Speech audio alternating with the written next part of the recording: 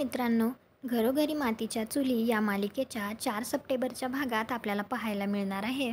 इकडे घरी देवी आईला घेऊन एक माय आलेली असते. त्यावेळी जानकी आणि सुमित्रा तिला घरात घेऊन येतात. तर जानकी लगेच तिच्या पाया पडते. तर सुमित्रा म्हणते, माझ्या सुनेला चांगला आशीर्वाद दे. तर माय लगेच जानकीला म्हणते, देवी आई मला सांगतीये, आतापर्यंत तुझ्या वाटेत फक्त काटकुटच होते, पण आता इथून पुढे तुझी वाट अजूनच निसरडी होणार आहे. आणि ती म्हणत असते, आता येणारं वादळ लय मोठं आहे आणि या वादळाला कारण म्हणजे मागे घडलेल्या घटना आहेत. तुझा भूतकाळच तुझा वर्तमान आणि भविष्य ठरवणार आहे. हे ऐकून तर जानकीला खूपच मोठा धक्का बसतो. तिला कळत नाही हे काय होणार आहे माझ्यासोबत.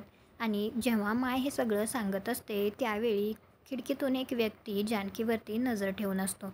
आता तो कोण असेल? तो ऐश्वर्याने पाठवलेला असेल का? तुम्हाला काय वाटतं? कॉमेंट करून नक्की सांगा. तुम्हाला हा भाग कसा वाटला? व्हिडिओला लाईक करा. आपल्या मराठी मालिका चॅनलला सबस्क्राईब करा. भेटू उद्याच्या भागात.